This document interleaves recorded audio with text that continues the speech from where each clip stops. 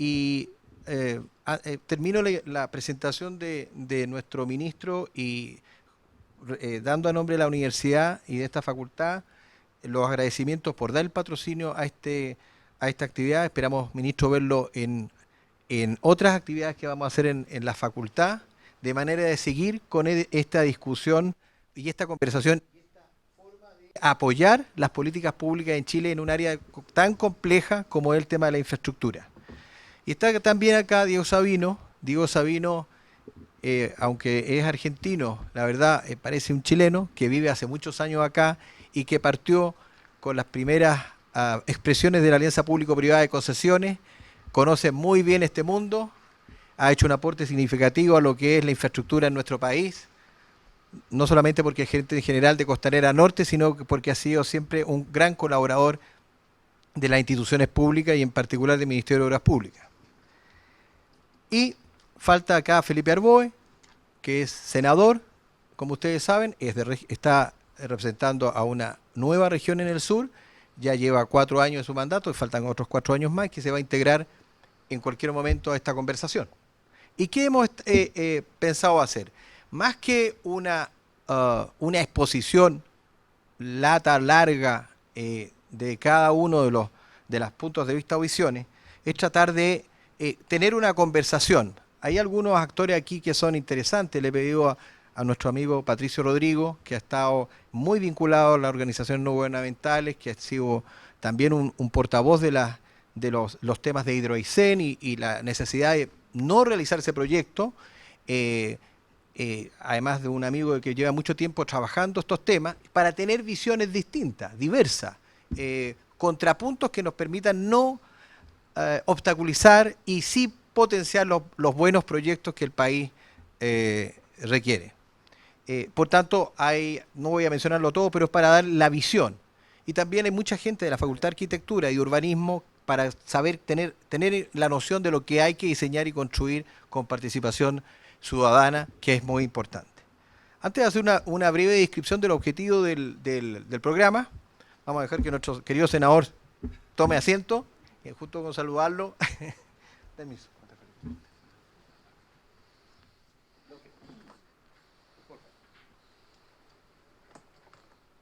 Bueno, como hemos dicho,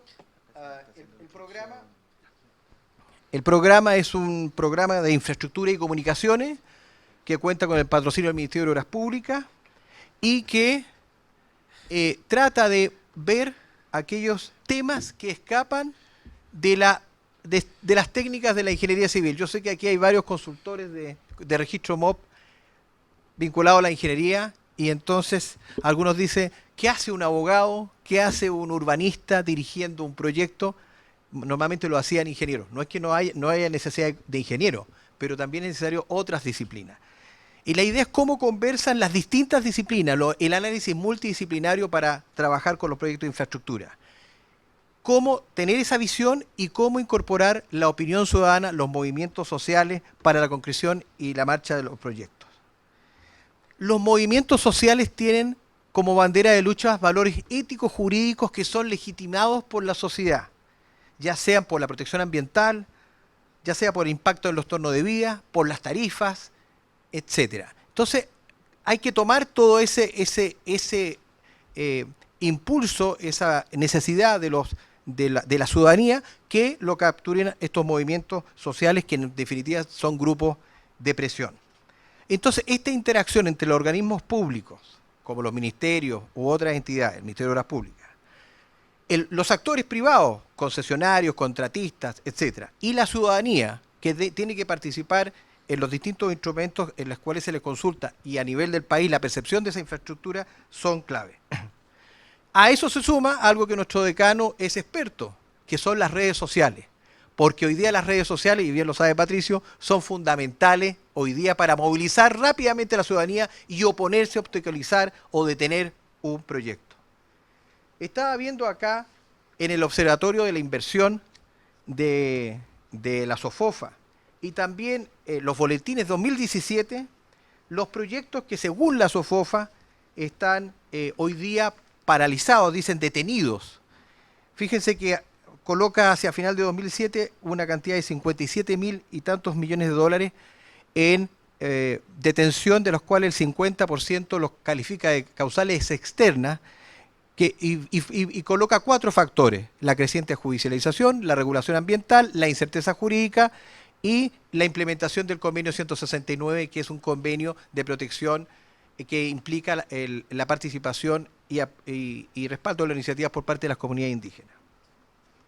Entonces, hemos visto que hay 2 campos imprescindibles, al menos, de trabajo en este programa, que vamos a estar haciendo durante el año 2018 con un diplomado y con otras actividades.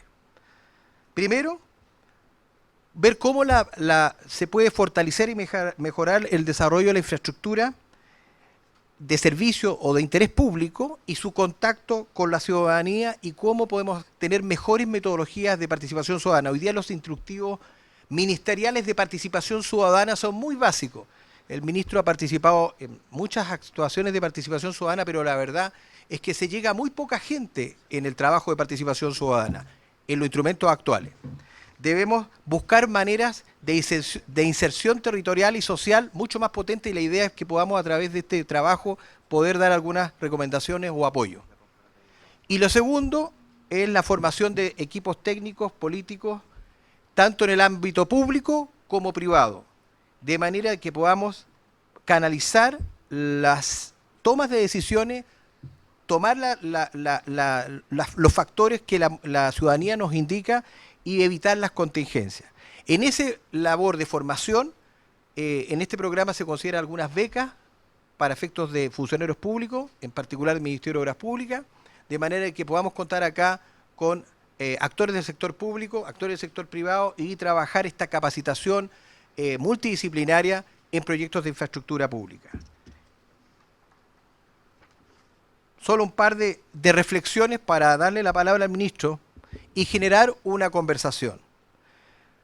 Y a manera de titulares, y colocar algunos problemas graves o complejos o interesantes, o todas las anteriores que nos vienen en los próximos años, para que este país logre el desarrollo que requiere.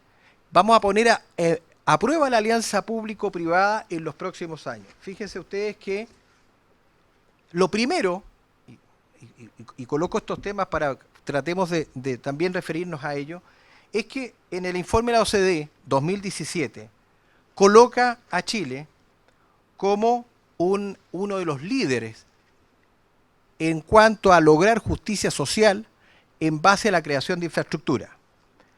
Dice, sin embargo, plantea que para mejorar su ranking en cuanto a igualdad y justicia, debe potenciar esta alianza público-privada.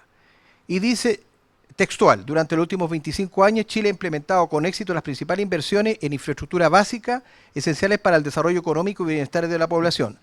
La rápida inversión en infraestructura ha permitido significativas bases de tasas de crecimiento económico y mejores en el nivel de vida de la población. El Producto Interno Bruto per cápita ha aumentado de 4.000 y fracción, casi 5.000 millones de dólares en 1990 a 22.197 en 2015. Chile también ha logrado un acceso casi universal a servicios básicos esenciales para el bienestar, como el agua potable, el saneamiento, y también cuenta con un acceso casi universal de energía eléctrica proveniente de la red nacional. Termino con la cita: si bien el crecimiento ha llevado a una reducción general significativa de la pobreza, esta se basó en gran medida en la acumulación de capital y ha sido geográficamente desigual. ¿Cómo hacemos que este crecimiento siga? Y la recomendación es proseguir con esta alianza público-privada.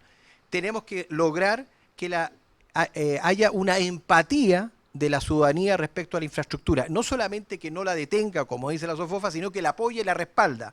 Eso a través de ciertos mecanismos también que se han estado estudiando, como beneficios tributarios, acceso al empleo, que seguramente Felipe lo planteará, el senador BOE, de posibilidades de empleo en la región donde se emplaza la infraestructura, servicios que pueden entregarse por las empresas que están en la zona, u otros beneficios a nivel sectorial o nacional, para que la infraestructura sea deseada y querida y no solamente obstaculizada. Por último, si uno ve ciertas áreas que vamos a tener alianza público-privada de distintos tipos, menciono algunas. La fibra óptica, que va a terminar de conectar al país con Internet. Los proyectos de conectar a Chile con Asia-Pacífico para tener un sistema de conexión y que nos permita un Internet nuevo o distinto que se ha planteado. El tema de transporte público, los tranvías de La Serena a Coquimbo, Rancagua, el tranvía que se ha planteado para Viña del Mar, etcétera. Los túneles fronterizos con Argentina, como el túnel de Aguas Negras, Las Leñas, los embalses, que hay una política muy relevante del Ministerio de Obras Públicas para embalses en Catemu, Las Palmas u otros. Son todas alianzas público-privadas y en muchos de esos casos son concesiones de obras públicas. Los recursos hídricos, el Ministerio de Minería y Cochilco acaban de señalar que los requerimientos de minería 2017 aumentaron un 187%, de lo cual el agua, sin embargo, en la política del Ministerio de Minería es que la desalación sea 1 a 1. Vale decir que por cada metro cúbico por segundo de agua continental o dulce haya un metro cúbico por segundo de agua desalada. Eso significa aumentar en los sistemas de desalación. ¿Qué rol le cumple al Ministerio de Obras Públicas a través de la alianza público-privado? Que es algo que es fundamental para el desarrollo de Chile, igual que lo fue y lo es la energía. La política de puertos. Hoy día tenemos un borde costero en que, por ejemplo, en la región de Coquimbo hay 3 proyectos de puertos. Uno de Dominga, uno de CAP, uno del mismo puerto de Coquimbo. ¿Cómo se protege el borde costero? Se permite todos los proyectos, se hace un trabajo en conjunto para que el futuro paso fronterizo de Aguas Negras, por ejemplo, tenga un solo puerto multipropósito y mejorar la calidad de vida de esa región a través de un ordenamiento territorial, o se deja que los distintos proyectos vayan por sí mismos. En fin, hay muchas interrogantes que dilucidar, como por ejemplo la infraestructura de hospitales. Hospital Antofagasta, Hospital Félix Bulnes han sido concesionados con éxito, sin embargo otros hospitales no se han desarrollado por una oposición al sistema de concesiones. ¿Qué va a ocurrir con aquello en los próximos años? ¿Cómo explicar que solamente es la infraestructura la que se concesiona y no la bata blanca o el servicio, y que eso sea aceptado por los gremios y por la ciudadanía? En fin, todo esto nos lleva a 2 máximas. Uno, que la probidad en el sistema constitucional y de valores no es solamente no realizar actos ilícitos, sino actuar proactivamente por el celo administrativo. La probidad es celo administrativo para que haya eficiencia y buena actuación para que los proyectos se desarrollen, a lo mismo que buscar actuaciones legítimas en el desarrollo de los mismos. Esos son los objetivos fundamentales que tiene este proyecto, este programa, que vamos a iniciar con esta conversación. Cierro con unas palabras del Papa Francisco, que prontamente nos va a visitar y que en su reciente encíclica orientada a la protección del medio ambiente y el crecimiento nos dice, cito textual: los progresos científicos más extraordinarios, las proezas técnicas más sorprendentes, el crecimiento económico más prodigioso, si no van acompañados por un auténtico progreso social y moral, se vuelven en definitiva en contra del hombre. Dejo entonces al ministro de Obras Públicas y luego seguimos los comentarios con nuestros invitados. Muchas gracias.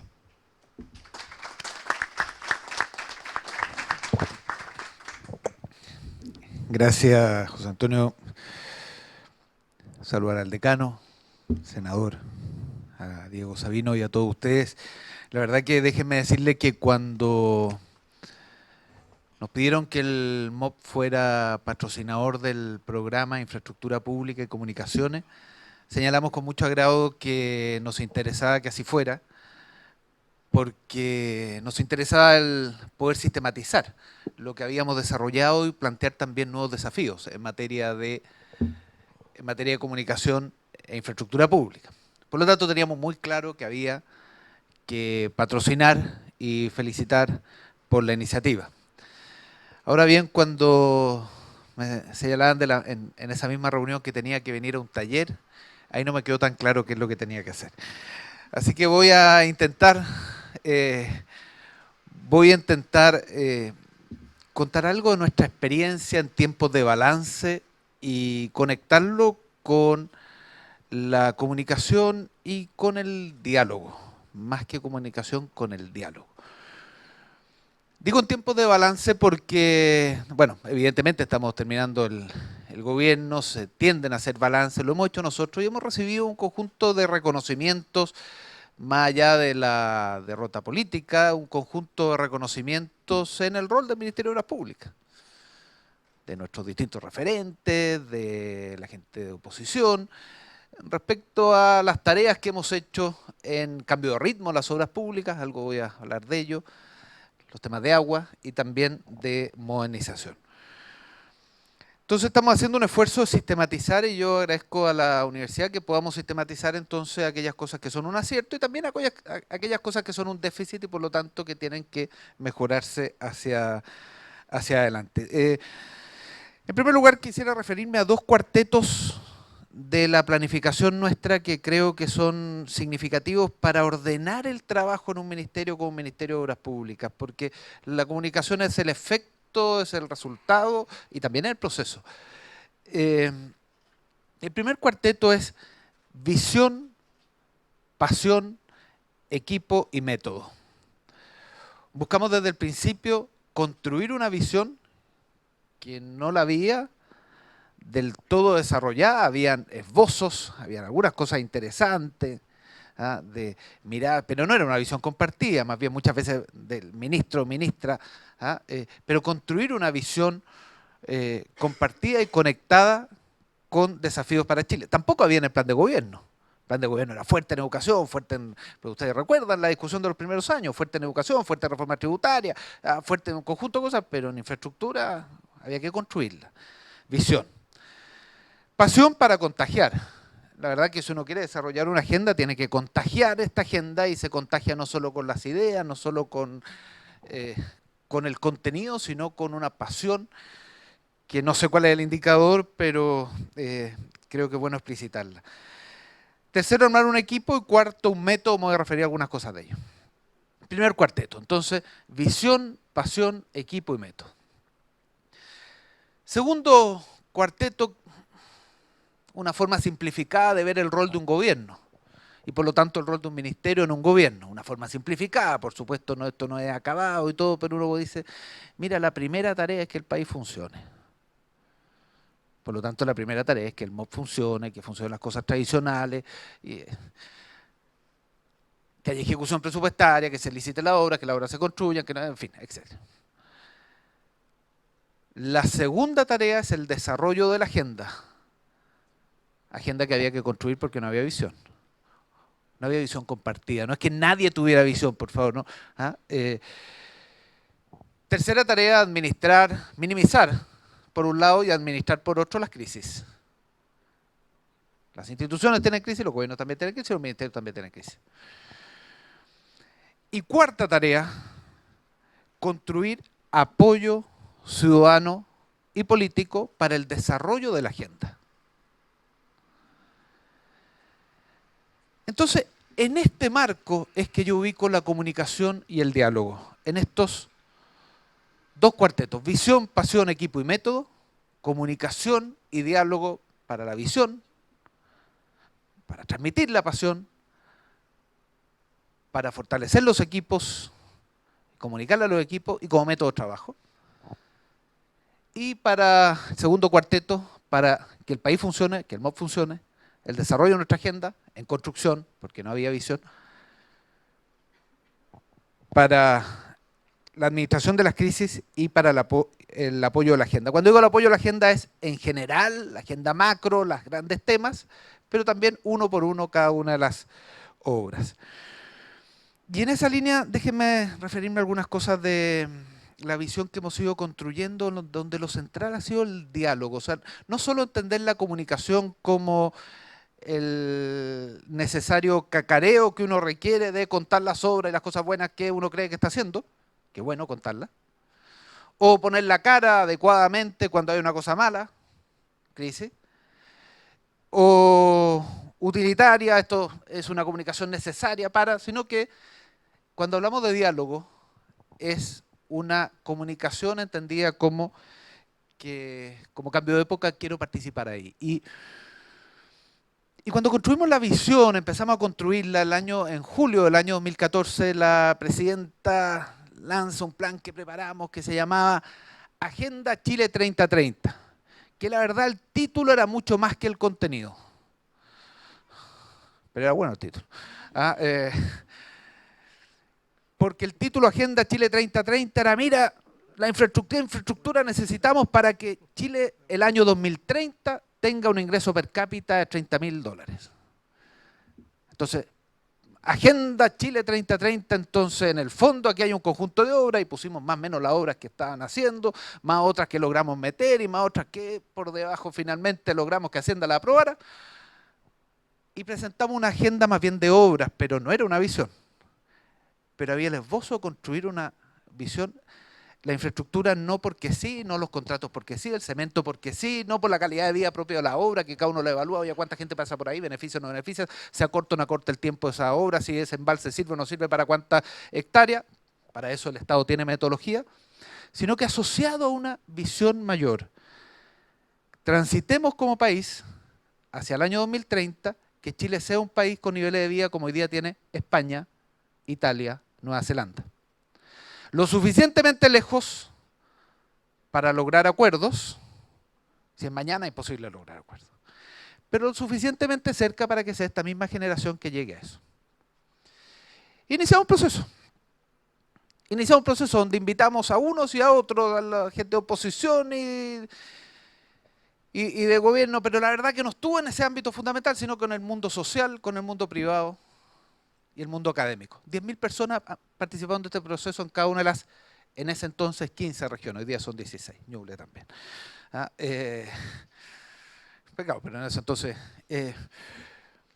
y hemos ido publicando y le pedimos además experiencia a la OCDE que nos dijera, mire, ¿sabe que imagínense un país que tiene hoy día $19.000 per cápita, ¿cuánto nos falta? ¿Cuál sería la brecha para un país de $30.000 per cápita? Ubique un país angosto de 5.000 kilómetros de ancho, que por un lado tenga cordillera, por otro lado tenga mar, pero que un símil de nosotros que haya pasado esta experiencia, evidentemente no existe.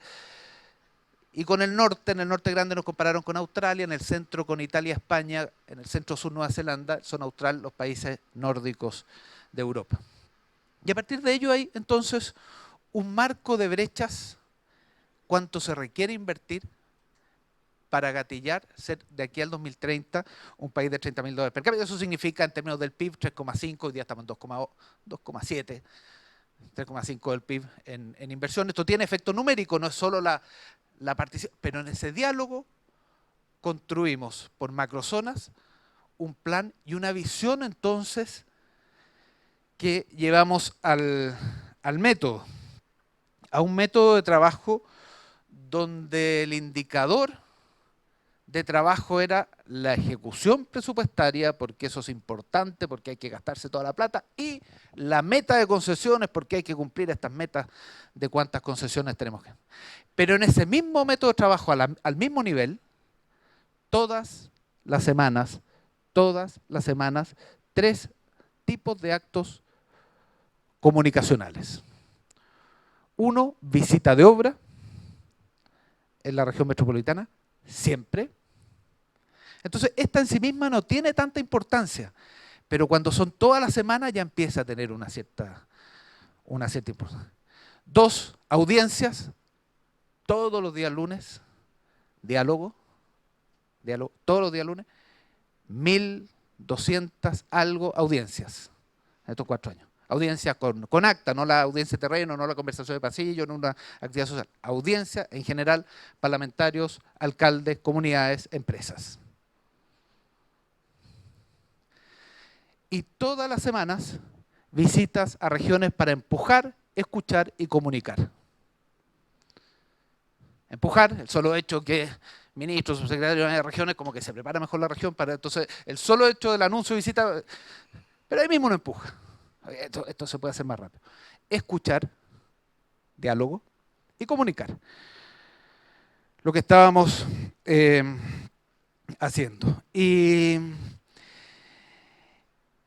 la verdad que en este proceso, entonces, visión, pasión, equipo, todo esto con un equipo directivo, la última cosa de todas las semanas también, y algo que vi en alguna oportunidad un diputado catalán que toda la semana enviaba una reflexión a su equipo, que al final no era su equipo, sino que era su electorado. Y todos los viernes lo escribía y todo. Todas las semanas, desde junio del año 2014 hasta la fecha, todas sin excepción, un saludo semanal escrito personalmente a todo el equipo del ministerio, contando la semana. Una suerte de bitácora con alguna reflexión, no más de 5 párrafos, si no, no se lee. Entonces, comunicación en toda la línea. Para lo cotidiano, todas las semanas. Para el diálogo con actores, audiencia, toda la semana. Y con los equipos de trabajo, no solo la reunión semanal con los equipos directivos, todas, sino que también todas las semanas con los funcionarios y los equipos del MOM. Cuando partimos esto, y partimos a propósito, y ahora vamos a casos, y había una fuerte molestia porque se había licitado solo una parte de Américo Vespucio Oriente, desde Huechuraba hasta Príncipe de Gales, dejando al resto desde Príncipe de Gales hasta Grecia sin la licitación de Américo Vespucio. Dijimos, mire, vamos a hacer un diálogo con las comunidades. Lo que yo veía en la comunidad cuando decía eso, quiere ganar tiempo para no hacer nada. Y lo que veían en los actores privados, esto del diálogo es una pérdida de tiempo. No tenía mucho aliado. Lo que sí me parecía que una de las demandas que tenía ese grupo, que echar abajo la primera etapa, no me parecía. Las obras públicas son obras de Estado, las decisiones que se toman en un gobierno, hay que mantenerlas en lo siguiente, lo contrario, si uno va a estar revisando todo hacia atrás, finalmente va a paralizar las obras públicas. Y eso es por convicción, yo tengo una convicción que uno construye sobre los cimientos de otros y lo que construimos es para nuestros hijos y nietos, una convicción, pero el que no esté convencido por constatación. Entre que uno se imagina una obra, la piensa, se los diseña, la construye, pasan varios gobiernos. Y si no es por constatación, es por estrategia. Uno requiere generar ciertas reglas claras de manera tal que sea el financiamiento del sector privado o sea el financiamiento público, haya una cierta claridad de aquello. Bueno, cuando estábamos en Américo Vespucio Oriente, nos lanzamos en esta tarea, diálogo. Entonces, cuando hablo de la comunicación, al principio les decían este método, esta comunicación, visita de obra, con prensa, es más bien una comunicación de rutina, ¿no? De estar mostrando la obra, no marca un hito especial, pero estar permanentemente. Sin embargo, creo que el esfuerzo más importante que hemos hecho no está tanto en ello, que ha sido significativo, sino que ha estado en tener métodos de diálogo que finalmente son eficientes. ¿Qué es lo que quería la comunidad? Que fuera debajo túnel minero. Imposible para todos los técnicos. Además, la comunidad quería terminar con el inicial, con el Huechuraba Príncipe de Gales. ¿Qué oposición teníamos además de esta? Una oposición en el resto del país, porque se estaba dando un subsidio del orden de 200 millones de dólares en el sector más rico de la ciudad, porque se estaba haciendo bajo tierra, en vez de que el resto de Vespucio no es bajo tierra y el estándar en otros lados no era igual. Con un diálogo honesto y con cada una de las comunidades y un diálogo técnico, la verdad que pudimos finalmente licitar adecuadamente con túnel minero, debajo del metro, con menos salidas quizás de las que quería la comunidad, pero finalmente con las salidas que acordamos, con superficie mejorando notablemente, y además en un esfuerzo que fue en paralelo, no tiene que ver con esto, con un esfuerzo que fue en paralelo, gatillando y generando competencia de manera tal de que fuera sin subsidio para evitar la crítica de que un sector de la ciudad se hacía con subsidio, nos gastábamos 200 millones de dólares con un estándar distinto a otro sector de la ciudad. Entonces, el punto que quiero hacer cuando hablo de esto es levantar para esta conversación y para y para el taller completo, ¿no? Y para el programa, la importancia del diálogo como método. Nos decían que el diálogo iba a hacer que paralizáramos el ministerio. Hemos hecho un cambio de ritmo, de lo cual no se tenía noción en Chile desde hace varios años y varias décadas. En concesiones hemos recuperado los ritmos que se tuvieron cuando era presidente Frey, ministro Lagos. 4 concesiones por año, 4.300 millones de dólares. Nosotros en 4 años, no en 6, 4.800 millones de dólares más un plan de mejoramiento y 4 como algo concesiones por año. Y eso a pesar del diálogo, planteado negativo, yo diría gracias al diálogo. De lo contrario estaríamos haciendo obras que finalmente se paralizan en alguna etapa de ella. El diálogo no significa acuerdos totales, pero sí significa hacer el esfuerzo por recoger qué hay en cada uno de los actores, porque en un embalse a veces no hay acuerdos por definición, porque los embalses que son sumamente necesarios, algunos los inunda y el que está al lado del muro, como Chile es un país sísmico, lo primero que piensa es que ese muro no va a resistir. No se ha caído nunca, ninguno. Pero todos nosotros, si estuviéramos al lado, nos haríamos la pregunta en un país sísmico. Entonces, la importancia del diálogo en las distintas tareas de planificación. Este diálogo tiene un efecto para el gran plan, el plan regional, el plan comunal, el plan de largo plazo, pero también obra a obra. Y yo creo que ahí está lo central. Yo estoy seguro que después en la etapa de preguntas me van a preguntar de las crisis. Yo lo dejo para las preguntas, porque yo no sé si ustedes saben que hemos tenido algunos problemas con algunos puentes. Pero bueno, pues lo dejo para la etapa de preguntas. Pero quería aprovechar estos minutos de exposición para invitarlos a que las obras del futuro son obras del diálogo. El diálogo no es contra la eficiencia, es a favor de la eficiencia. El diálogo permite que se desarrollen las obras, pero no es un diálogo cuando ya está listo el proyecto para ir a contar el proyecto, sino cuando se tiene la idea para construirlo en conjunto. Y el diálogo es para construir la obra una a una, pero también para construir la visión. Porque cuando construimos, y muy bien, Santiago Oriente, estamos contentos con Santiago Oriente. Cuando se lanzó Santiago Oriente, yo era alcalde de Maipú. Y dije, esto me parece súper injusto. ¿Cómo usted no quiere que se haga? No, sí quiero que se haga. Sí quiero que se haga, pero que se haga también en otros lados de la ciudad. Y en otras ciudades del país.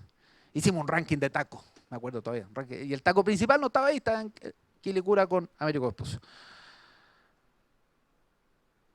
Entonces, cuando construimos y hacemos el diálogo con las comunidades, nos dicen, mire, equidad en la obra pública, que el estándar sea el mismo en distintos lados. Y la equidad en la obra pública que lleva a resolver entonces temas administrativos respecto a los pavimentos, que en pavimentos, para poder hacer un pavimento tenía que pasar una cantidad de autos, y esa cantidad de autos no pasan porque es camino de tierra, no se hace el pavimento, como es camino de tierra no pasan los autos, entonces al final nunca se hace. Y cambiamos el método de evaluación y dijimos, si vale menos de tanto, 200 millones en la mayoría de las regiones, se hace. 200 millones de kilómetros. Cambiamos la metodología. Y eso significa cambiar de 1.500 kilómetros año a 3.500 kilómetros de pavimento año.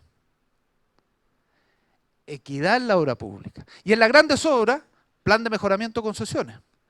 Que eso surge del diálogo. ¿Y cómo aprovechamos la comunicación?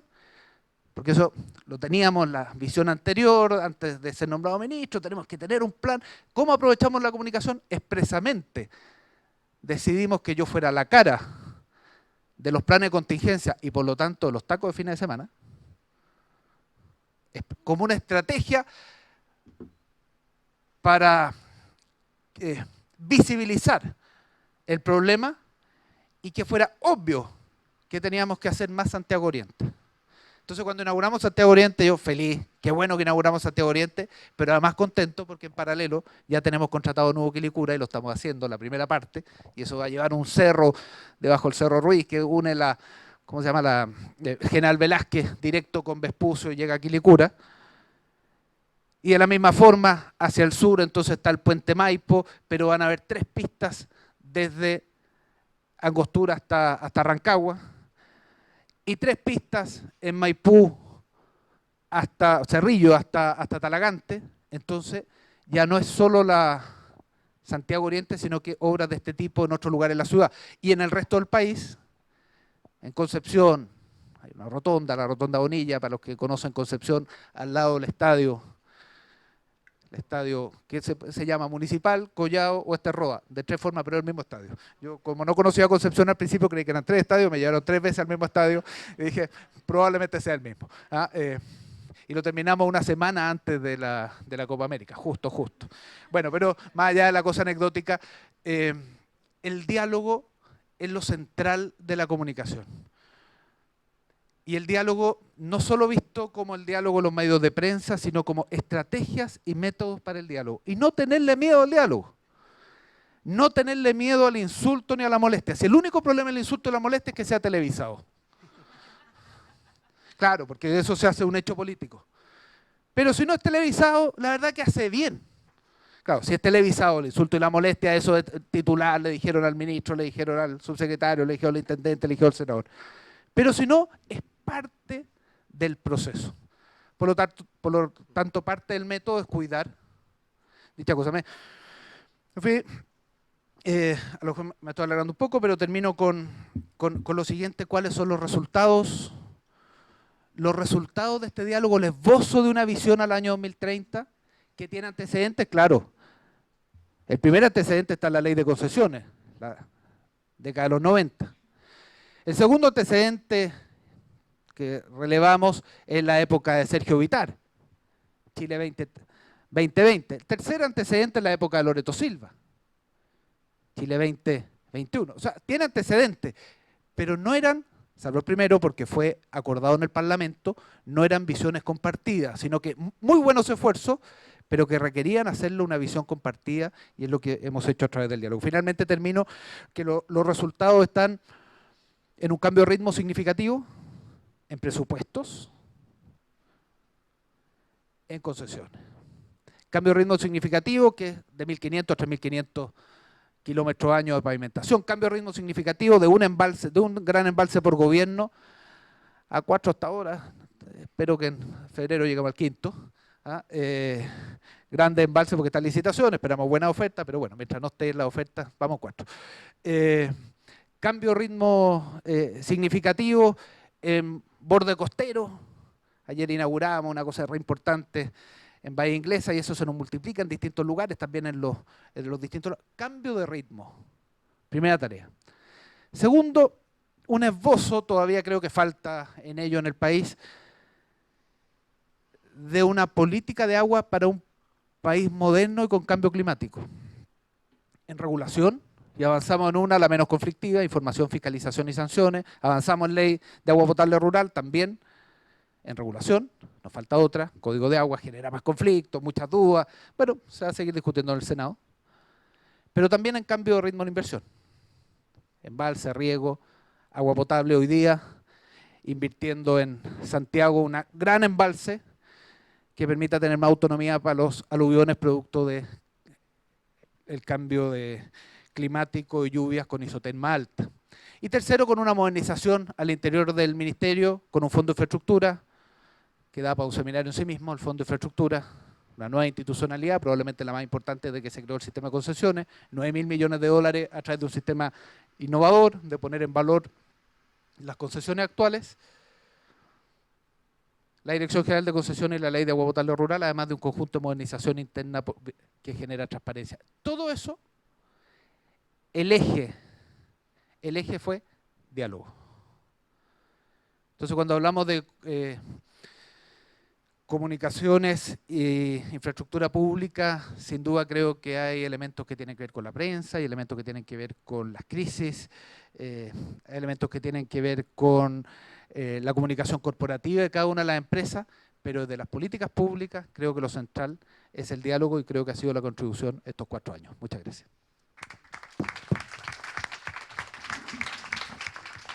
Muchas gracias, ministro Alberto Undurraga. Le dejamos la palabra al senador Felipe Arboe para que nos haga un alcance, unos comentarios del tema. Gracias, José Antonio. Bueno, en primer lugar, agradecer la invitación a José Antonio, al decano, por cierto, a compartir con Sabine y con el ministro. Y a estas alturas nos vemos toda la semana. Soy parte de esas audiencias. Bien, a ver, lo primero quiero agradecer la invitación y valorar que se haga un taller en la Escuela de Comunicaciones. Porque gran parte de los problemas que tenemos hoy día no dicen relación necesariamente con la obra misma, sino con la incapacidad que tiene el sistema, sea público o privado, de comunicar adecuadamente a las diferentes comunidades de las obras que ha de realizar. Porque en general, lo voy a ver al final, pero en general uno observa los planes de comunicación de las empresas y del Estado, salvo algunas excepciones, que están abocados más bien a comunicar lo que se está haciendo o lo que ya se hizo y a resolver los conflictos, más no a hacer parte a la comunidad de los procesos de desarrollo, de diseño, con la pertinencia cultural, social o de entorno que requieren las grandes obras. Entonces, grandes obras de infraestructura que pueden ser una tremenda oportunidad y una muy buena noticia, muchas veces se transforman en un foco de conflicto. Pero esta es la última parte, quizás de un proceso mucho más profundo. Nuestro país no se asume como un país en desarrollo, más allá de lo que algunos discursos puedan plantear. Chile es un país que no tiene recursos suficientes para solventar las necesidades que tiene. Esto nos obliga a asumir tal condición y, por tanto, a buscar alternativas compartidas de financiamiento para determinado tipo de obras. No nos asumimos tampoco que somos un país casi monoexportador. No nos asumimos tampoco que somos un país que no tiene una visión de desarrollo integral para los próximos 50 años. Si yo pregunto hoy a presidente electo, a los candidatos presidenciales en su más amplio espectro, o incluso a ciertos líderes políticos de cuál es la visión que se tiene para los próximos 50 años de Chile respecto del punto de vista del desarrollo productivo, del desarrollo cultural, del desarrollo de infraestructura, del desarrollo económico, del desarrollo territorial, probablemente no existe. No lo hay, porque no nos hemos sentado a conversar, a mirar el país y las ciudades con una mirada más bien de futuro. ¿Y por qué digo esto? Porque es muy importante asumir un buen diagnóstico del país para poder proyectarlo. Chile no termina de asumir su condición de país de emergencias. Si tenemos inundaciones, sequías, aluviones, terremotos, erupciones volcánicas, tsunamis, incendios, o sea, nos faltan los tornados, que en una vez se pueden llegar, digamos, pero quiero decir, y esto es recurrente.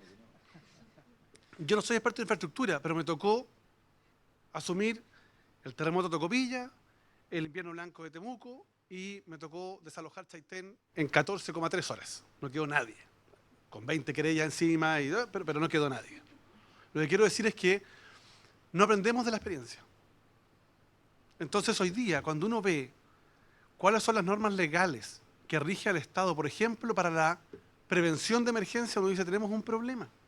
Tuvimos un terremoto que generó un hecho político dramático, con un conjunto de recriminaciones, pero resulta que, a pesar de haber sido esto el 2010, estamos a 7 años y nunca salió el proyecto del nuevo Sistema Nacional de Emergencias. Seguimos con la misma ONEMI precaria, que es una oficina, ni siquiera un departamento, una oficina dentro del Ministerio del Interior que me tocó dirigir. Seguimos con mejor infraestructura, a lo mejor desde el punto de vista tecnológico. Pero por favor, Chile sigue teniendo una columna vertebral. No es aceptable que Chile pretenda ser líder de América Latina y tengamos la norte-sur, autopista central, Chillán, Collipulli, como le queramos llamar, pero una sola carretera.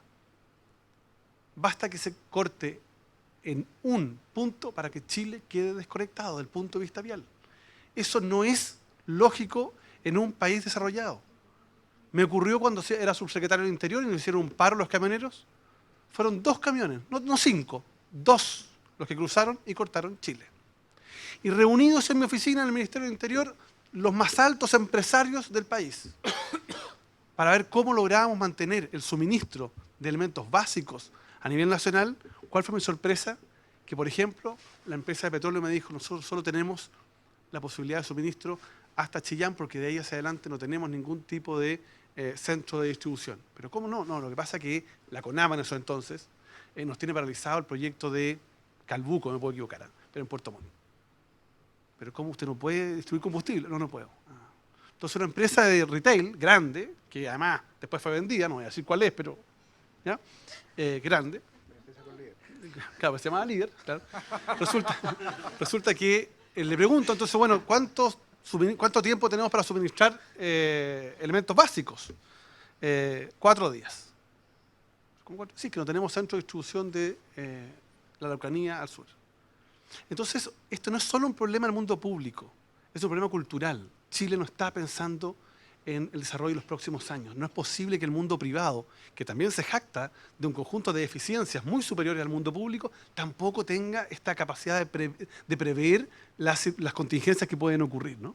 Entonces, claro, tenemos ahí un problema. No es posible que tengamos, como digo, una ruta que nos conecte de norte a sur y no tengamos una ruta costera unida y una ruta cordillerana.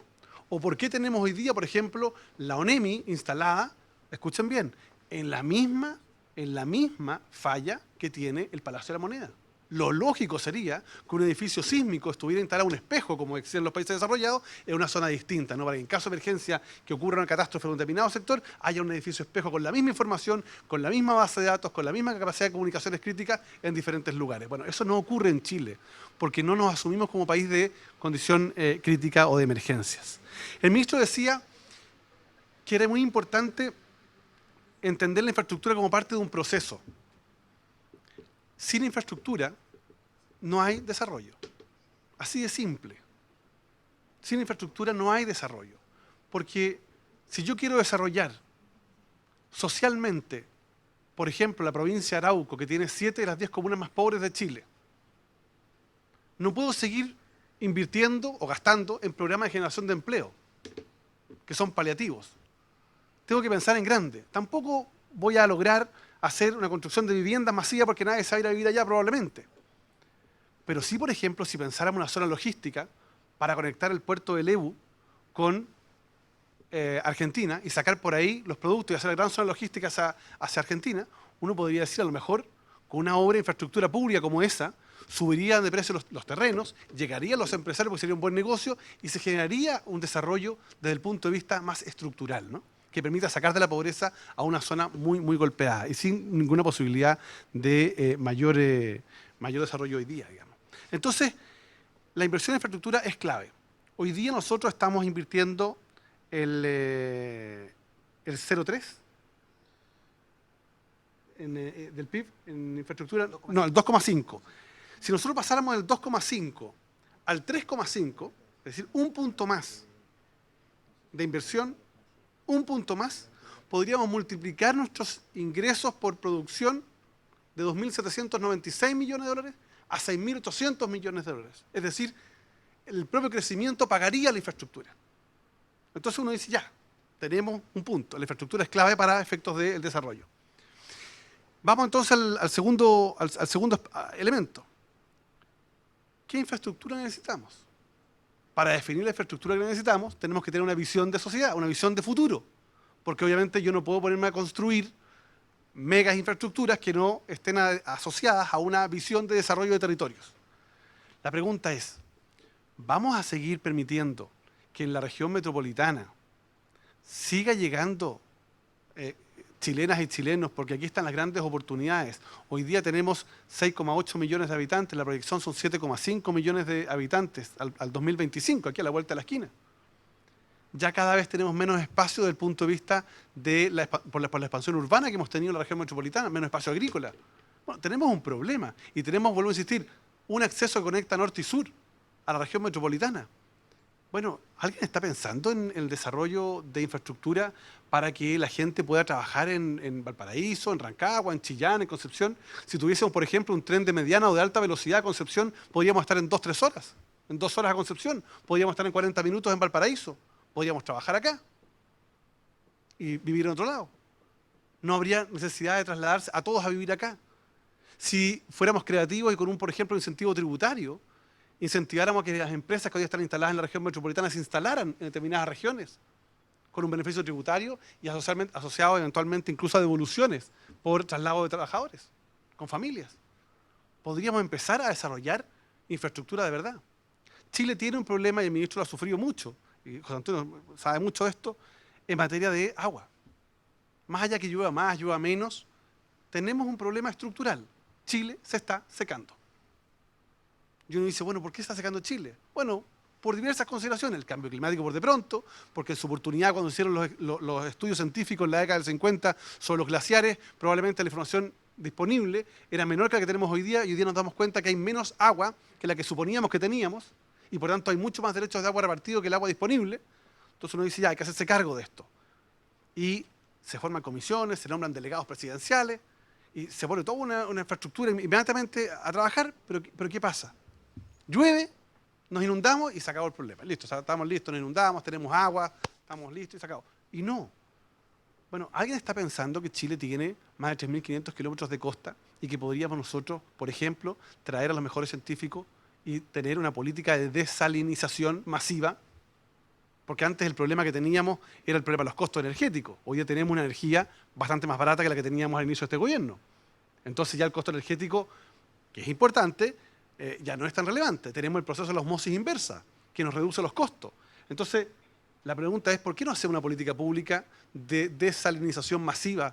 No solo para la minería, sino también, por ejemplo, para frenar la desertificación de la zona centro-norte, de la cuarta, la tercera, de la quinta región. Frenamos la desertificación. No es casualidad que la parte más ancha de nuestro país está en la región de Atacama y sea la región menos poblada. Bueno, ¿por qué no utilizamos esa desalinización del agua para efectos de poder, por ejemplo, iniciar procesos de reconversión laboral y crear factores productivos de agricultura en la zona norte? Bueno, yo digo, está bien. Lo que yo no estoy disponible es para entregarle a las empresas sanitarias que vengan a hacer la desalinización. Aquí lo que tiene que ocurrir es que haya un mecanismo de trabajo conjunto, público-privado, pero donde mantengamos también ciertos elementos que nos garanticen determinados tipos de desarrollo.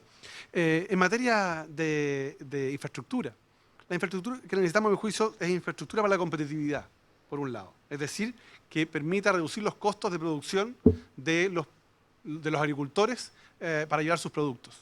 En mi zona, la región de Ñuble, la región de Biobío, un productor de cerezas que vive en la comuna de Coihueco, en la comuna de Quillón, y que debe sacar sus productos para exportación, de buena calidad, seleccionados por los acuerdos económicos con China. Dicen, le compramos el producto, pero resulta que sacarlo del campo por un camino que no está pavimentado, un 20 o un 30% de merma se produce en el traslado. Entonces, tenemos un problema. Entonces, la infraestructura pública se transforma en un elemento esencial para la capacidad productiva de nuestro país, ¿no? Entonces, ahí también tenemos que generar una infraestructura masiva en estas materias. Luego, infraestructura para la integración.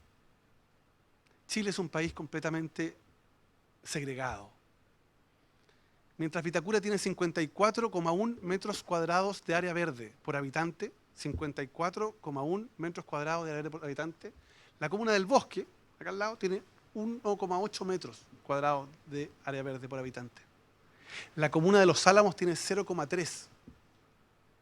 Eso debiera provocarnos y debiera obligarnos a hacer masivamente una política de infraestructura de áreas verdes. Este gobierno avanzó en los grandes parques y en la comuna de Lebu, por ejemplo, es el primer parque, el Parque del Carbón, fantástico. No tiene nada que envidiarle, todavía, yo creo un poquito, al Parque Bicentenario, en la comuna de Lebu. Y eso no tenían, y cuando empezamos con eso, se nos dijo, el Ministerio de Desarrollo Social nos dijo, no se puede, porque el IRS no da, porque es una obra demasiado buena para esta gente. Pero como logramos establecer, a través de una medida especial, que era una zona de rezago, eliminamos ese elemento como determinante para la calificación de inversiones y que nos ayudó enormemente. Entonces, se requiere infraestructura para la competitividad, infraestructura para la integración, infraestructura para las comunicaciones. Ustedes que son expertos, algunos de ustedes expertos y expertas, digamos, en materia de comunicaciones, veamos lo que nos está ocurriendo. Chile se está quedando abajo de la carrera digital. Nosotros tenemos hoy día redes de banda ancha de mala calidad. Y de mala calidad porque no se hacen las inversiones adecuadas. Y el mundo privado dice, no hacemos las inversiones adecuadas porque no están los incentivos económicos para hacerlas. Bueno, la pregunta es, ¿quién le pone el cascabel al gato? Porque hay un conjunto de aplicaciones que uno las puede bajar en Buenos Aires, pero no las puede bajar acá, porque el ancho de banda no permite, digamos, la aplicación adecuada, perdón, el desarrollo adecuado de dicha aplicación. Entonces, ya empieza a ser un problema más grave de la falta de infraestructura, en este caso de telecomunicaciones. En materia de infraestructura crítica, no es aceptable que los teléfonos queden completamente cortados frente a una determinada emergencia. Es cierto que no hay vulnerabilidad cero, pero también es cierto que haciendo inversiones adecuadas podemos mantener ciertas bandas que están garantizadas para el Estado para poder mantener su comunicación. Yo estuve ahora, le contaba al ministro, en el extremo sur de Chile, estuve incomunicado 8 días, porque no hay antena. Y no hay antenas. Entonces, y para mi sorpresa, en Quitralco, región de Aysén, un señor me dijo, yo tengo claro que lo único que se escucha acá, lo único que conecta. Ustedes se dan cuenta de cuando yo escucho a la presidenta Bachelet o al presidente Piñera antes o al presidente que sea, cuando tenga un problema, ya escribe al www.chileconectado.cl, yo me empiezo a reír, perdónenme, yo soy senador de Ñuble, de aquí al ladito. Y cuando uno se mueve 50 kilómetros para adentro de la Ruta 5 Norte y 50 kilómetros para afuera de la Ruta 5 Norte, no hay cobertura. No hay. En la Ruta 160, nueva, hoy día se llama Costa Arauco Costa, creo que se llama, nueva, perdón. En esa ruta hay partes donde no hay conexión telefónica. Ya no hay internet, telefónica. Entonces, también tenemos que pensar en la alianza público-privada para hacer inversiones en materia de desarrollo tecnológico. Para ir terminando. Como tenemos tantas necesidades que no están resueltas, porque hoy día se requiere en Chile construir más cárceles. No es que a uno le guste que haya más cárceles, es que tenemos un problema de hacinamiento carcelario. Entonces es un tema de dignidad también. Tenemos un déficit de cárceles. Tenemos un déficit de hospitales. Tenemos un déficit, ojo, de unidades policiales. Bueno, ¿y por qué no hacerlo? ¿Por qué hacerlo siempre con recursos públicos?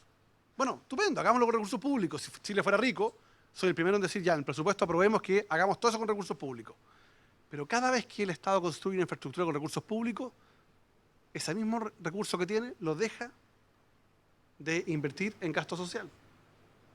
Gasto social que no es externalizable. Y por tanto lo que yo digo es, hay que buscar mecanismos de cooperación público-privada con buena regulación para que la infraestructura sea financiada de manera compartida y el financiamiento público principal esté asociado más bien al gasto social. Eso por lo menos lo que hemos planteado aquellos que albergamos más bien la visión más bien socialdemócrata, de incorporando estos conceptos dentro de los elementos de desarrollo político. La cooperación público-privada se torna fundamental. Entonces, si vamos a hacer cooperación público-privada, también tengamos visión. Les voy a mi experiencia de nuevo. Puerto Chacabuco. Llego a Puerto Chacabuco, me presenta un señor de una marina privada, una empresa, me saluda, ¿cómo le va? No sé qué. Me empezó a mostrar sus instalaciones fantásticas. Él había hecho, por cosa propia, digamos, habían hecho un muelle para recibir cruceros en Puerto Chacabuco y habían construido una sala de estar al estilo europeo, muy bien lograda, digamos, con pertenencia cultural, de la región de Aysén, con wifi, con ducha, con un lugar de restaurante, fantástico. Oye, los felicito, esto está súper bien hecho, de verdad, estoy muy contento. Sí, me dice, el problema que tenemos es que inauguramos esto y 4 meses después la empresa del Estado montó una cosa igual al lado. ¿Pero cómo? Le digo yo. Sí. Entonces la empresa del Estado le montó una marina, un poquito más rasca, digamos, pero con un container al lado, para competirle por los cruceros. Yo digo, ya está bien, sí, yo entiendo que el Estado puede hacerlo, fantástico, pero la pregunta es, ¿y el Estado fue a motivar que llegaran más cruceros? No. O sea, la misma manzana ahora la muerde entre dos. Sí, ya. y tú te das cuenta que tenías un problema porque tu instalación está fantástica, pero afuera la calle no está pavimentada. Entonces el señor de edad del crucero con la maleta no camina, no puede. Bueno, me dice, es que ahí está, pues, me dice. En vez de haber construido esos containers y haberse gastado la plata que se gastaron, ¿por qué no pavimentaron la calle y hacíamos todo entre todos? Entonces tenemos un problema que no estamos conversando, sea por ideologismo, sea por desconfianza, etcétera, da lo mismo. Y paso a la última parte para cerrar, es que todas estas obras que se requieren y esta cooperación público-privada, a mi juicio, tiene un elemento crítico, que es cómo esas obras que se han de desarrollar, sean con financiamiento público o financiamiento privado, conversan con la comunidad. Conversan ex ante con la comunidad. No llegan a contarle que el conflicto no es tan así, que lo que dice el dirigente es mentira. No. Sino que le dicen, mire, ¿sabe qué? Nosotros aquí, en la región del Biobío, en la provincia de Biobío, vamos a construir la ruta Nahuelbuta, que va a unir Los Ángeles con Malleco. Y resulta, ¿sabe qué? Con Angol. Lo más fantástico es que esa ruta va a reducir la cantidad de accidentes, porque hoy día se llama la ruta de la muerte. Entonces llega la comunidad y ¿qué es lo que dijo? Sí, pues ¿sabe lo que pasa? Que si usted pasa por el sector de Pata de Gallina, hay un problema porque ahí resulta que tenemos una escuela. Entonces anotó y dijo, sí, pasarela por acá, por allá le vamos a poner un atravieso. Y empiezan a crearse una infraestructura que es diseñada, no digo total, pero en parte también por la propia comunidad. Y por tanto tiene sentido de pertenencia esa obra. Y cuando se inaugura la obra, es una obra de todos. No como cuando llega una empresa y dice, mire, esto es, o llega el Estado y dice, este es el trazado, y si le gusta bien y si no, bueno, le damos una compensación, o ubicamos al dirigente conflictivo, le ponemos una plata, y eso no, o le hacemos una canchita de fútbol al alcalde, entonces el alcalde queda feliz porque inaugura la cancha de fútbol, pero no sabe el alcalde que a la vuelta de la esquina esa cancha de fútbol le gastó corriente porque va a tener que financiar la iluminación, la mantención, etcétera, y un problema. Entonces, ahí es donde yo creo que se requiere, y ustedes pueden hacer un trabajo muy importante, que es orientar al mundo público y al mundo privado en la forma de enfrentar adecuadamente el desarrollo de una obra de infraestructura para que siga siendo una buena noticia. Porque la infraestructura per se es una buena noticia en la medida que incorpora variables de la comunidad. Tenemos un último factor que es complejo, que es los que yo denomino los proteccionistas interesados, que es el mercado que se ha desarrollado en torno a la infraestructura. Es un mercado secundario, que son un conjunto de señores o señoras, no, habrá que ver, que cuando saben que va a venir una obra, van donde la comunidad y le dicen, ¿usted se da cuenta lo que le va a significar esto? Esto es gravísimo. Esto aquí le va a cambiar su vida. Y como al chileno el cambio le produce temor por la natural desconfianza que tenemos, comienza a generarse un conflicto. Y después ese mismo activista loable va a la empresa y le dice, oiga, quiero advertirle, tiene un tremendo problema. Y si usted resulta que inicia esta obra así, va a tener un conflicto. ¿Cómo lo resolvemos?, le dice el empresario. Y el activista loable le dice, bueno, yo lo puedo ayudar. Entonces lo ayuda y después va donde la comunidad y le dice, mire, no es tan grave el conflicto. Y todo, comillas, se soluciona. ¿Vamos a dejar que Chile incorpore entre los costos esto? Que ya está incorporado. Pero ¿vamos a mantener eso? ¿O vamos a establecer un sistema ex ante de compensaciones reguladas que beneficien a la comunidad y que no tengan que haber intermediarios terceros pasando el platillo, muchas veces no tan voluntario? Que es parte de lo que decía José Antonio, el tema de la probidad. Entonces, mi percepción es que ahí también las redes sociales juegan un factor fundamental, porque ese activista tiene espacio porque hay una opacidad y no hay una comunicación entre la empresa o entre el Estado y la comunidad. Si nosotros masificamos a través de las redes sociales o sistemas de comunicaciones eficientes, territoriales, información adecuada, lo que vamos a tener en la práctica es que esos intermediarios no van a existir, porque va a haber información fluida, transparente y abierta entre quien desarrolla el proyecto y quien supuestamente lo va a disfrutar, en la medida que lo vaya a disfrutar y que no lo vaya a perjudicar.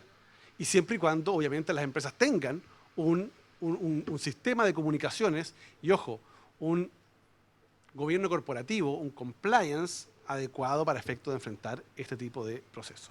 Mi percepción es que si quisieran hacer hoy día las obras de infraestructura que se hicieron en la década del 90, no se podría.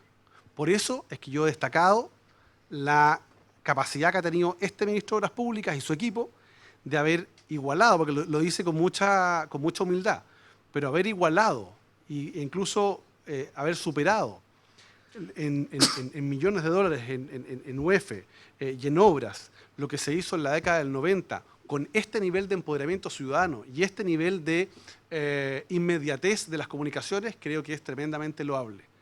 Ahora, como decía un ex primer ministro británico, Winston Churchill, decía, la diferencia entre un político y un estadista es que el político piensa en las próximas elecciones y el estadista siempre piensa en las próximas generaciones. La infraestructura es de las próximas generaciones. Muchas gracias.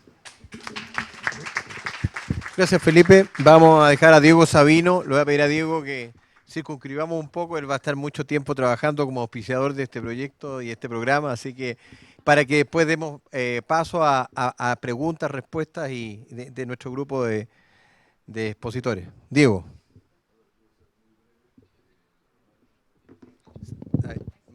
Sí, voy a ser muy breve para que después puedan hacer las preguntas. No puedo estar más de acuerdo con lo que ha dicho tanto el ministro como el senador. La realidad es que la visión que ellos tienen es la misma visión que compartimos del mundo privado.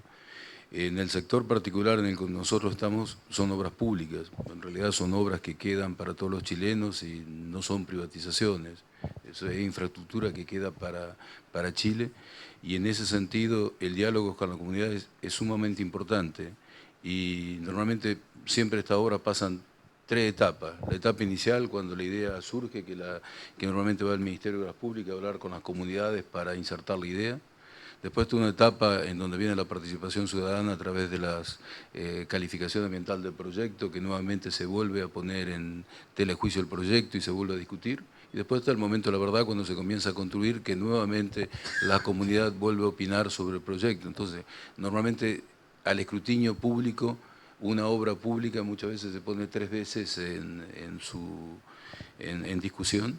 Y ahí es muy importante lo que decían tanto el senador como el ministro, que estas son políticas de Estado y no pueden ser una idea de un gobierno de turno, porque en definitiva la infraestructura trasciende a cualquier gobierno por los plazos que tiene su realización. Entonces no se puede volver a reinventar la rueda cuando empieza un nuevo gobierno, sino que se tiene que dar continuidad. Y en ese sentido, un poco lo que mencionaba el ministro, que uno vuelve a construir o sigue construyendo sobre los cimientos que dejó el anterior. Y la buena noticia que también tiene, creo que para Chile en estos momentos, que la infraestructura cuesta mucho menos de lo que costaba hace 10 o 15 años atrás, porque las tasas de retorno son bastante inferiores a las que eran en la década de los 90 o en la década de los 2000, tal es así que en la licitación que mencionaba el ministro de Américo Vespucio en el tramo Príncipe de Gales, Avenida de los Presidentes, el Estado podía haber pensado que tenía que subsidiar ese proyecto con importantes recursos y terminó teniendo una oferta en la cual no requirió subsidio del Estado y el Estado puede reutilizar ese dinero en otras obras que son probablemente más prioritarias. Desde el punto de vista del diálogo de la comunidad, también yo rescato lo que dijeron anteriormente, que en definitiva el diálogo es sumamente importante. Ahora, satisfacer a todo el mundo es realmente imposible, entonces normalmente lo que uno tiene que lograr es el bien común, siempre priorizar un poco el bien común. Y el otro elemento que creo que es muy importante empezar a evaluar de aquí para adelante, que no solamente la rentabilidad social de un proyecto está dado por los ahorros de tiempo de viaje, si estamos hablando de una carretera, sino que también hay que empezar a poner valor todo lo que uno construye en función de áreas para la ciudadanía, lo que son los parques, lo que son las áreas verdes, hay que ponerlo mucho más en valor que probablemente lo que lo poníamos de 15 o 20 años atrás, en donde era prácticamente la prioridad era la carretera, lo que eran las pistas, digamos, para los autos, y no el entorno que tenía que tener para la ciudad. Cuando el ministro hablaba también el senador, digamos, de la segregación social que tiene Santiago, eso es evidente, digamos, cuando agarra comunas como Vitacura, como Las Condes, como Lo Barnechea, tiene un nivel de de área de metro cuadrado y calidad del espacio público muy diferente a otras comunas. Y eso, para igualarlo, evidentemente que tiene que estar igualado a través de inversión adicional, que no solamente sea la carretera.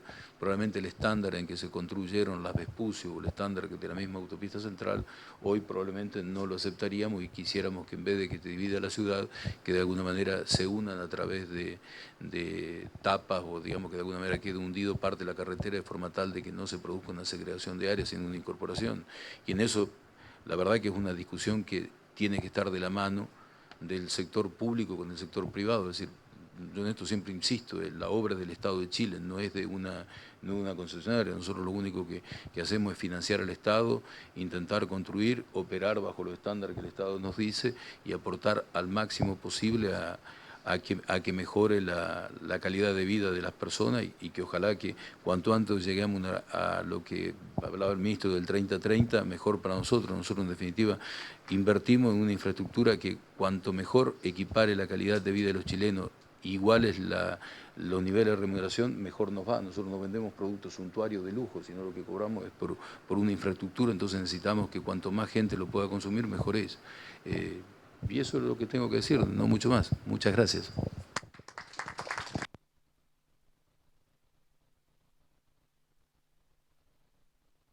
Sé que la reducción del tiempo iba a ser tan importante. Eso demuestra que la tasa de retorno es real y podemos confiar en el mundo de la alianza público-privada.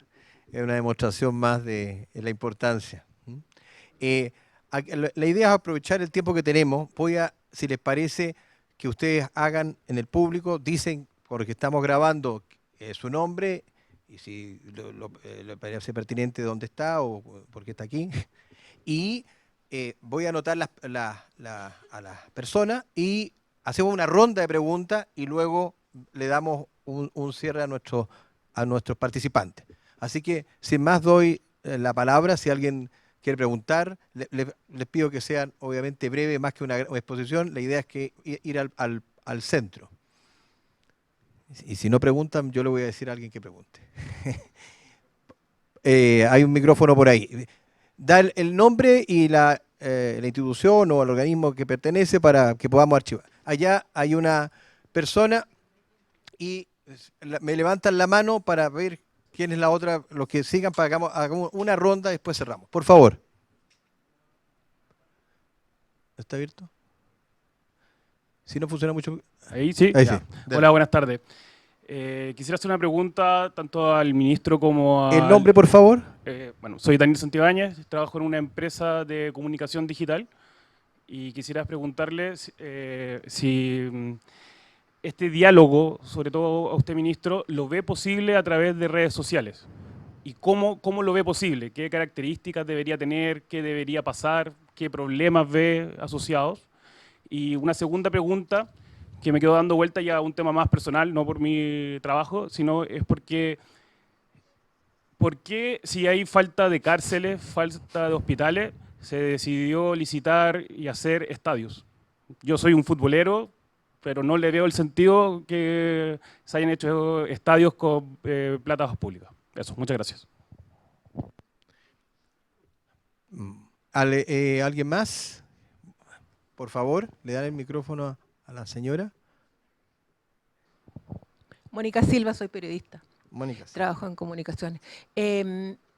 ¿Por qué el tema de los programas y que se inmiscuyen en el tema político? Por ejemplo, en la región de Arauco, que conozco, han habido muchos proyectos de zonas de rezago, con infinidad de funcionarios, buenísimos profesionales que piensan. O sea, cuando el senador Arboe dice, ¿quién piensa?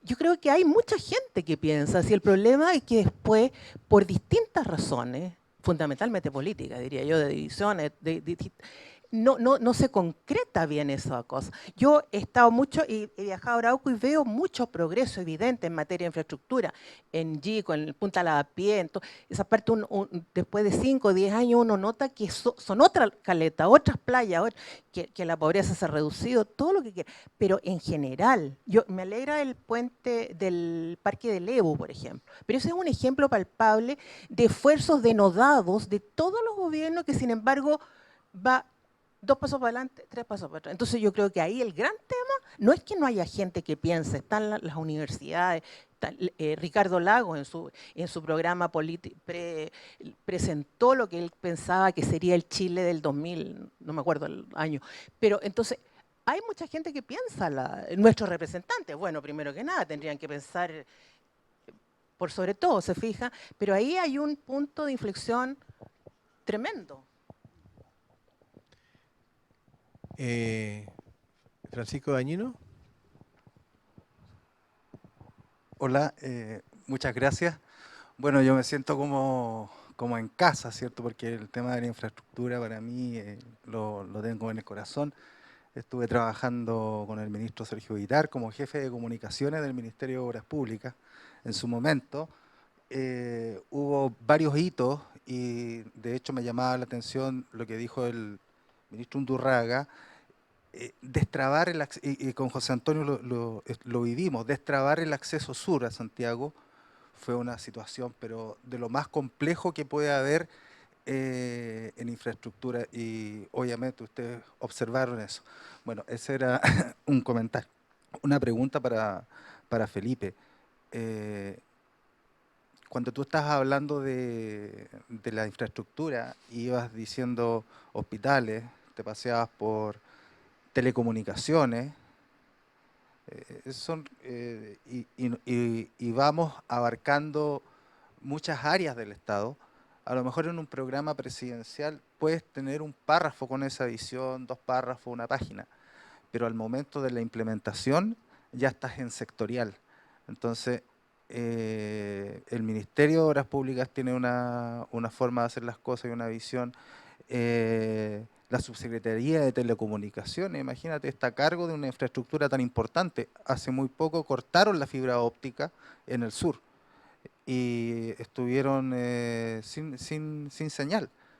Y la cortaron en 5 puntos y eso es un atentado, yo diría, uno de los atentados del futuro que vienen como más terroristas, con carácter de esa naturaleza.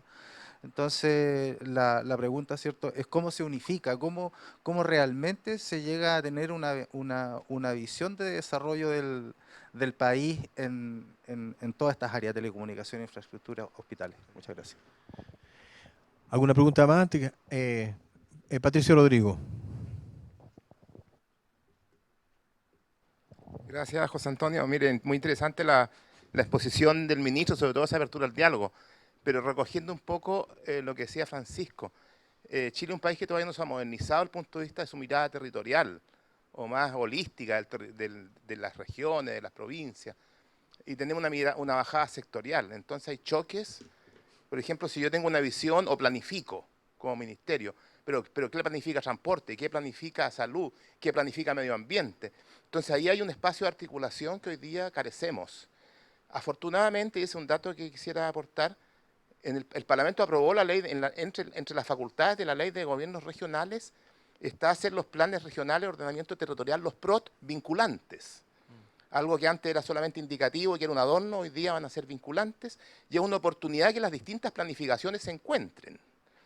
Pero eso no es suficiente, porque en realidad los sectores, todo el retardo en los permisos, la cantidad de permisos duplicados, es un sinnúmero de trabas que requiere una modernización del Estado que avance y llegamos a esas miradas, que los sectores se vean en cierta medida inducidos a tener una mirada territorial y articularse en los territorios donde se dan y se resuelven los problemas.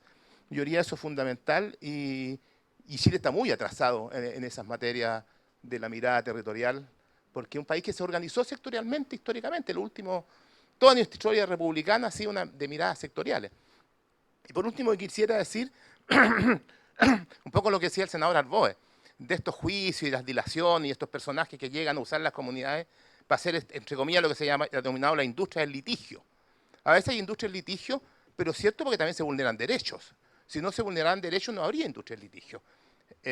Aquí o el diálogo y la participación o se consolidan bien o sencillamente todos los megaproyectos, no solamente infraestructura, de energía, de minería, que es un mega problema también que existe, van a terminar judicializados.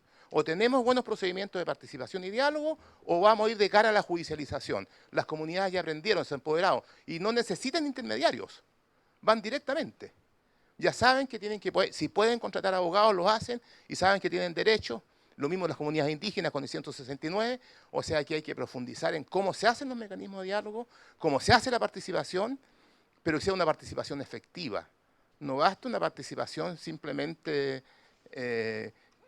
consultar a los actores, quiénes participan, qué representatividad tienen, cuando uno toma una decisión, porque estas decisiones que se toman con ellos, en cierta medida pueden blindar las posibilidades que después vengan actores externos a desatar la industria de judicialización y bloquear los proyectos. Es un dato, entonces ahí hay mucho que avanzar. Yo celebro lo que ha hecho el Ministerio de Obras Públicas, un avance significativo, notorio, pero hay que ver que el resto del aparato público le falta mucha modernización para poder ajustarse a estos nuevos tiempos. El PROTE es un nuevo instrumento, se aplica a nivel regional, pero ¿cómo bajamos a comuna? ¿Cómo bajamos a comarca, a territorio determinado, donde se instalan los proyectos? No hay nada de eso resuelto todavía. Era más un comentario que una pregunta. Yo voy, en aras del rol de coordinador, voy a dejar exactamente 2 minutos para que redondeen y podamos cerrar. La idea es que cerremos todos juntos esta transmisión que se está haciendo, 2 minutos para cada uno y hacemos un cierre. Ministro.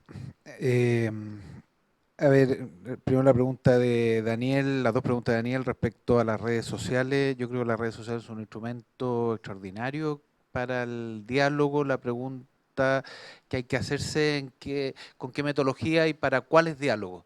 Por ejemplo, en la visión Chile 3030 invitamos a través de redes sociales a proponernos obras y varias de ellas fueron bien relevantes y todo eso fue por redes sociales. Y a partir de ello las chequeamos, hubo un proceso posterior, pero la verdad que fue bien relevante. ¿Para qué decir en la emergencia? Las redes sociales de la emergencia son vitales, ¿no? Que es un diálogo de emergencia, hemos tenido 17 emergencias, bien las decía el senador, de todo tipo y en cada una me ha tocado estar y créeme que las redes sociales han sido significativas, pero yo más bien te devuelvo la pregunta de quienes más saben de redes sociales, díganos cómo. Pero no nos cerremos a las posibilidades, más bien abramos las posibilidades para ello. Respecto a cárceles, hospitales versus estadios, el problema del uso de los recursos, ¿no? Para ponerlo en dos dimensiones, gasto social o infraestructura. El gasto social es muy significativo, tenemos conflictos sociales, bueno, pensiones, claro, en salud, en educación, Sename. ¿Por qué hacemos camino entonces? O sea, uno puede llegar a esa misma pregunta, ¿no? Entonces, ¿cómo se resuelve? La democracia tiene reglas para esto. Hay una primera regla que en Chile para invertir los proyectos tienen que pasar cierto estándar de beneficios versus costos. Me voy a referir a propósito de la segunda pregunta, de la pregunta de Mónica, me refería a eso en particular. Entonces hay una regla y esa regla vale para los hospitales y vale para los estadios. No se puede hacer cualquier hospital, tiene que ser un hospital de ciertas características, no más un hospital de 800 camas en Futaleufú. No se puede. A lo mejor hay alguien que lo diseñe y lo quiere, no se puede porque no da. Pues, la verdad que no tiene mucho sentido. Hay una cierta razonabilidad que va asociada a una metodología de evaluación. Lo mismo para los estadios. A los estadios se le asigna un beneficio porque el deporte tiene unos beneficios que se parametriza, etcétera, etcétera. Primera regla de la democracia. Y la segunda regla de la democracia es que se define en el Parlamento. Se envía el presupuesto, que tiene que ver con las platas. Primero es que se puede y segundo con las platas. Y parece razonable que el país vaya creciendo en paralelo. Hemos hecho el esfuerzo más importante en la historia de Chile en hospitales, más allá de la controversia de los hospitales concesionados. Pero el esfuerzo más importante en la historia de Chile en hospitales. Pero la pregunta es si son hospitales también estadios, yo creo que se ha definido en el Parlamento porque también hay beneficios asociados a la actividad deportiva. Y si alguien cree que se tienen que definir más hospitales, más cárceles, menos estadios versus otro, los recursos son los que son y a partir de ello veamos cómo los distribuimos. Respecto a la pregunta de la zona de rezago,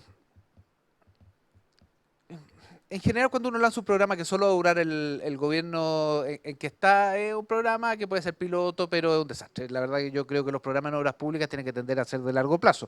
Y a veces tienen que ver con la institucionalidad del programa, que es como el gobierno corporativo. Por eso en el Fondo de Infraestructura nos demoramos mucho en el Senado para acordar un gobierno corporativo que diera tranquilidad de buen uso, que fuera una visión de Estado, pero que también el gobierno de turno pudiera tener algo que decir ahí, que no estuviera como en la estratosfera. Y por lo tanto tiene que ver con ello.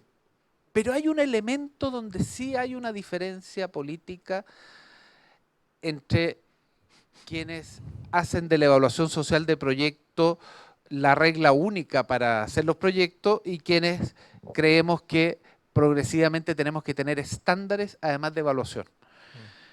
Y en la zona de rezago, en la zona extrema, en los caminos básicos y en los pasos fronterizos, la explosión que ha habido estos años es por recursos, por un lado, pero además porque fijamos estándares.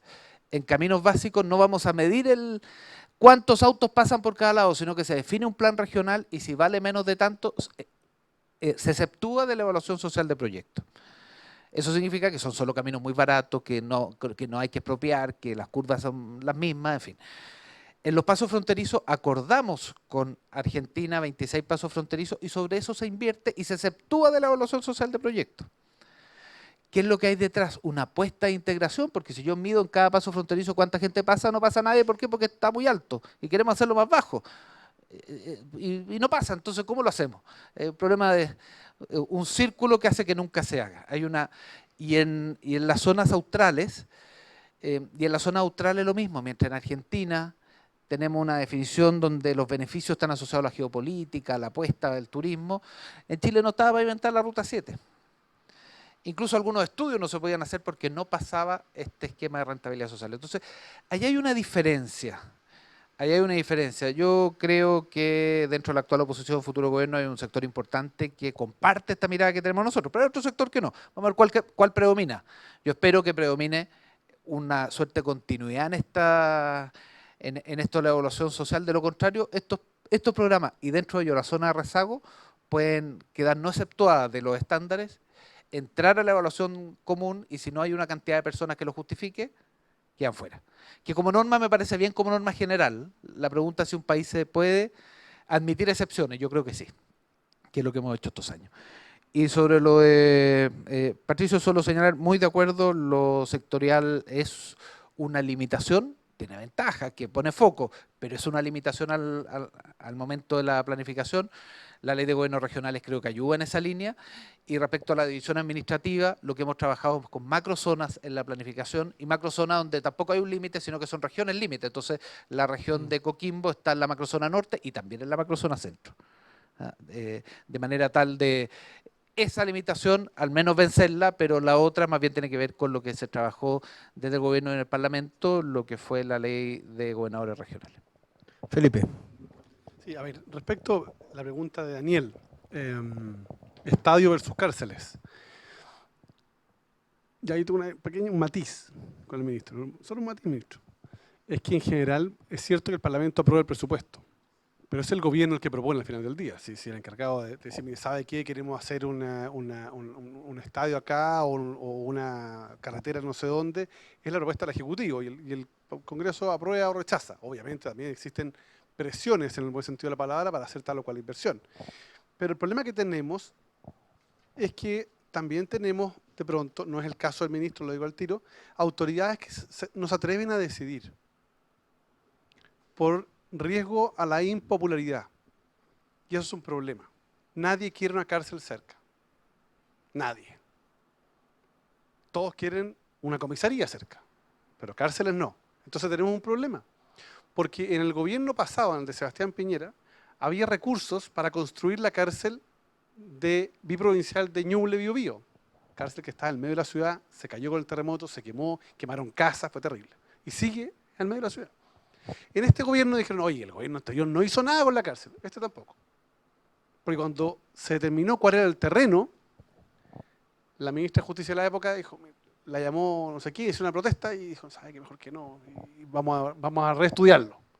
Y vamos a pasar 8 años con los presupuestos listos, pero lamentablemente, sin decisión. Entonces hay un problema, la falta de decisión de ciertas autoridades que genera impactos, porque esa decisión que tomó en su oportunidad Sebastián Piñera y que ahora tomó este gobierno va a repercutir en los próximos 12 años, donde vamos a tener aún más hacinamiento carcelario en determinados penales donde al final del día se produce el contacto criminógeno y con ello tienes hoy día, no sé, gente que entra por vender CDs pirata y sale convertido en delincuente habitual porque tiene contacto, porque no hay posibilidad de separarlos porque hay déficit carcelario. Un punto. Segundo, los estadios nuevos, a diferencia de los antiguos, buena noticia, no son solo estadios, no son para los clubes deportivos, son ciudades deportivas y eso es súper importante. Pero también hay un punto, con el ministro hemos estado batallando juntos para sacar adelante el Estadio de Los Ángeles. Pero nuevamente volvemos al típico problema. Hay una funcionaria en el Ministerio de Desarrollo Social, en la Seremi de Desarrollo Social, que no le gustó cómo era el salón VIP. Entonces en vez de 53 metros cuadrados tiene que tener 51. Bueno, lleva 8 meses parado en el escritorio la señora que no quiere firmar. Entonces la presidenta Bachelet anunció el Estadio de Los Ángeles el primer discurso y todavía, a esta altura, no logra tener el RS. Uno dice, bueno, ¿quién decide? Y ahí voy a la pregunta más de fondo. Lo sectorial. Tenemos un problema. El Estado que tenemos no da cuenta de la realidad económica, cultural, social ni territorial del país. Hoy el Estado es un freno al desarrollo, no un impulsor del desarrollo. Y lo dice alguien para el que ideológicamente el Estado tiene un valor importante, pero un Estado moderno, ágil y eficiente. No un Estado donde los sectores escondan la pelota, donde Salud quiere construir los hospitales porque mejor me llevo yo el mérito en obras públicas. Oiga, si Salud tiene que dedicarse a arreglar los problemas de salud. Si los caballeros que tienen que construir están acá, no están en otro lado. Entonces, hay que hacer una reforma al Estado. Yo espero, y participé en el grupo del Centro de Estudios Públicos, espero que este presidente tenga la valentía de clavar la primera bandera de iniciar un proceso de reforma al Estado, incluidos los recursos humanos, que es un tema súper complejo, pero hay que dar la discusión. Chile bajó del lugar 36 al 44 en el ranking de competitividad. Y es una voz de alerta. Entonces tenemos un punto ahí, el Estado no está siendo motor de desarrollo. Luego, a lo que planteaba Patricio, una de las razones por las cuales yo me opuse al proyecto de mi gobierno y fui duramente criticado y no apoyé la elección de gobernadores regionales este año, fue porque justamente consideré que se iba a elegir una autoridad que no tenía competencia. Esto de los PROT lo logramos ahora. Cuando logramos hacer la mayoría para rechazar el proyecto, el gobierno se sentó a conversar y logramos meter los planes regionales de ordenamiento territorial. Porque a mí no me gusta que el ministro de Obras Públicas, cualquiera sea, de cualquier gobierno, me diga, mire, ¿sabe qué? Para la región de Ñuble, lo más importante es que vamos a hacer una ruta entre Yungay y Chillán. Y si el gobierno regional considera que lo más importante no es la ruta de Yungay y Chillán, sino para el desarrollo turístico, a lo mejor es el paso fronterizo de San Fernando de Antalico, ¿por qué va a decir en Santiago lo que es la infraestructura clave para el desarrollo de la región? Por eso que el PROT avanza, pero no es suficiente. Y para finalizar, respecto del uso de redes sociales, clave. Hoy día las redes sociales pueden ser determinantes en el éxito o fracaso de un proyecto. Hoy tenemos aplicaciones y tenemos funciones que nos permiten focalizar nuestro mensaje de acuerdo al tipo de usuario. Y por tanto yo puedo decirle, hoy, en la mañana, le mandé un mensaje de feliz cumpleaños a doña María Judith, que es la presidenta de la Junta de Vecinos de Las Trancas en la región de Ñuble, por ejemplo. Y se lo mando por redes sociales, la señora dice, mire, ¿y cómo el senador supo? Bueno, porque hoy día existen herramientas suficientes para poder llegar. Si eso se hace para ámbitos electorales y para ámbitos de marketing comunicacional, ¿por qué no hacerlo para la gestión? ¿Por qué el gobierno no lo hace para la gestión? Yo lo hago en mi oficina parlamentaria. Una intervención mía en el Senado, que puede ser una lata, hago un extracto y se lo mando y la ven de repente 18, 20, 25 mil personas. También aburrida, pero focalizada. No le mando a la señora de Arauco, a la señora que decía Mónica, a la señora de Arauco, no le mando lo que yo hablo sobre Ñuble, pues no le interesa. Le hablo lo que hablo sobre Arauco. Bueno, aquí es lo mismo. Si el Ministerio de las Públicas o una empresa determinada va a hacer una obra de infraestructura, el hospital de Quillón, bueno, Háblenle a la gente de Quillón. Usted hoy día puede a través de Facebook focalizar hombres, jóvenes, mujeres de 18 a 55 años, usuarios de salud ubicados en la comuna de Quillón. Y llega a esa gente. Entonces, el uso de red social ya no es solo para diversión. Y ustedes lo saben mucho mejor que yo. Hoy día es un instrumento de gestión que puede marcar la diferencia entre el éxito de un proyecto o el fracaso del mismo. Diego. Complementar. Para mí hay un problema serio que tenemos es coordinación del organismo del Estado. A veces en proyectos las visiones que tiene el Ministerio de Obras Públicas o el Ministerio de Transporte o la misma Intendencia no son, o los municipios no son siempre uniformes y cuesta a veces lograr acuerdos y eso retrasa los proyectos. Ahí hay un tema que hay que hacer un esfuerzo para lograr converger en una idea común lo antes posible de forma tal de no retrasar tanto los proyectos. Y nada más. Bueno, siendo la hora, yo quiero agradecer a nombre de la Universidad Católica, la Facultad de Comunicaciones, el decano Eduardo Ragá, al ministro Alberto Undurraga, Felipe Arbóe, senador, Diego Sabino, gerente general del Grupo Costanera Norte. Terminar con las palabras de Diego Sabino que dice que la infraestructura es para todos los chilenos. Fue la frase más política de la mesa que venía del sector privado, así que la verdad es que una vez nos deja más impresionados esta alianza público-privada, ya está dando sus primeros frutos. Y como dijo el ministro que la infraestructura es pasión, dijo dentro de eso de equipo pasión. Y yo como la vida es pasión, junto con agradecer a Eduardo Ragá, que lo conocí en los tiempos de la universidad, la posibilidad de estar acá, de tener a mi esposa con la cual estoy de aniversario hoy día. Así que quiero agradecerle a todos lo que le decimos a nuestros hijos, que estamos, todos los que estamos en esta mesa y los que estamos en esta conversación, que la infraestructura es vocación, como dice el ministro, es futuro, políticas de Estado. Vamos a hacer que la infraestructura sea una política de Estado, sea una visión de la universidad en el desarrollo de este país y que ojalá nos volvamos a juntar con otros actores en este mismo lugar. Muchas gracias.